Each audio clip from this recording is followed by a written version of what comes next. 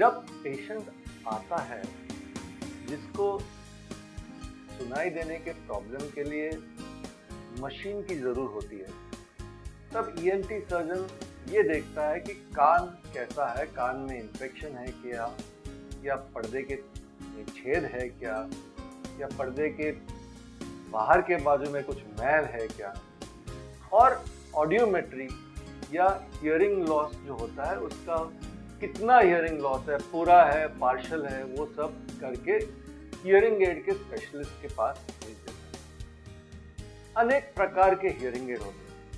Hearing aid बहुत छोटे होते हैं, थोड़े से और बड़े होते हैं। ऐसे होते हैं कि जो कान के अंदर जाते हैं, कान के बाहर के रीजन में बैठते हैं, इन द कैनाल कहते हैं, कंप्लीटली इन द कैनाल ऐसे हियरिंग एड होते हैं। लेकिन अच्छे हियरिंग एड होते हैं जो हम लोग कहते हैं बिहाइंड द ईयर। ये ऐसे behind the ear hearing aid होता है। यहाँ माइक्रोफोन होता है, यहाँ बैटरी होती है, और ये बहुत छोटा कंप्यूटर होता है जिससे आप माइक्रोफोन से कंप्यूटर में ये आवाज़ जाके आवाज़ एम्पलीफाई या बड़ा होता है और फिर कानों में अंदर जाता है। ये behind the ear hearing aid अभी और छोटे हो गए और मिनिएचर हो गए, तो ये बहुत ही पीछे जा सकते हैं। अभी इस लड़के में आपने देखा होगा उसके बाल से ये हियरिंग एड दिखता भी नहीं, और इससे एक वायर लेके ये ईयर पीस तक आपको सुनाई देना पॉसिबल है।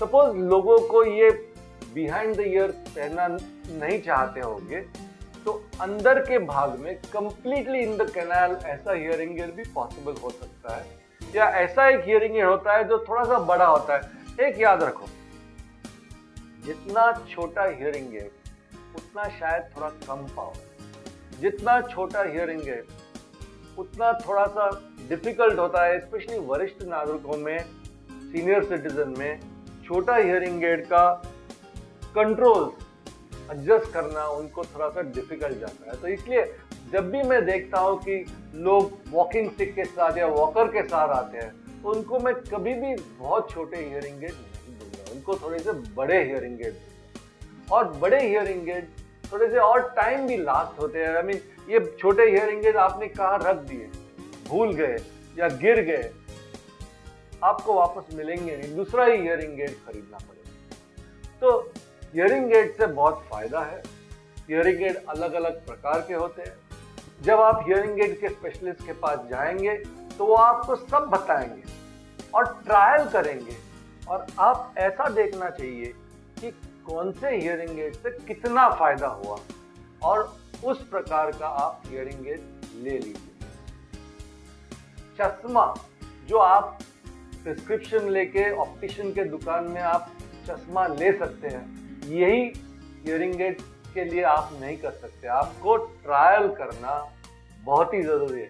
शायद आपको ये 8 चैनल का हियरिंग एड फर्क नहीं पड़ रहा है, आपको हियरिंग नहीं दे रहा है, आपको शायद 12 या 16 चैनल का हियरिंग एड जरूरी है, तो वो लेना ज्यादा जरूरी है। ऐसा नहीं हो कि आप हियरिंग एड ले लो और आपने अपने ड्रॉअर में रख लो, आप कभी यूज नहीं करो।